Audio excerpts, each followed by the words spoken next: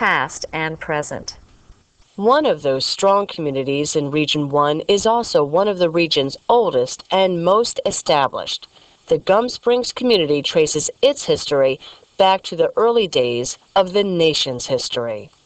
Well, it has its roots from the beginning of our nation. It was named by our first president, George Washington, the name Gum and Spring.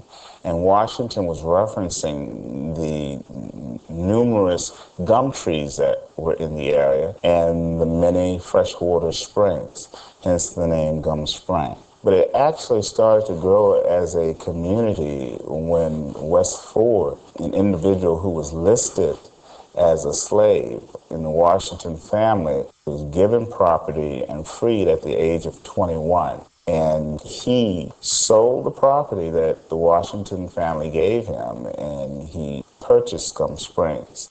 It existed even during the Civil War and slavery. Gum Springs was a free black community, and one can only imagine what pulled these individuals together. There's a strength there. There was a strength, there still is, in regards to their going after what they feel is needed within the community. One of the more meaningful things the community needed and acquired was the Gum Springs Community Center. This center houses the Gum Springs Museum, a tribute to the community's past, and also provides programs to deal with present needs.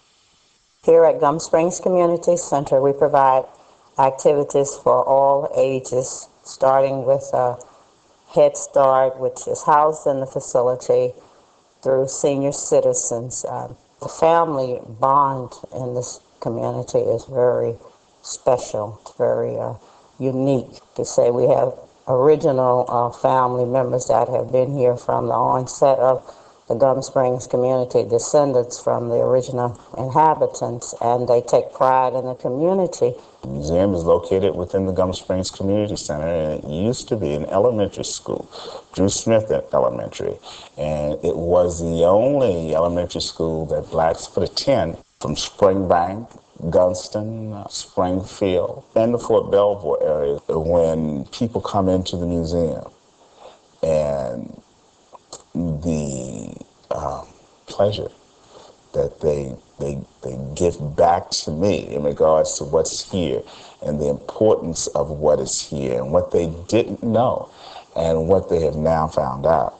It's very uplifting. There are many sayings that one can state pertaining to history. And I think the one that's most used is that if you don't know your past, you don't know where you're going. As you can see, the Gum Springs community is just one example of a vibrant community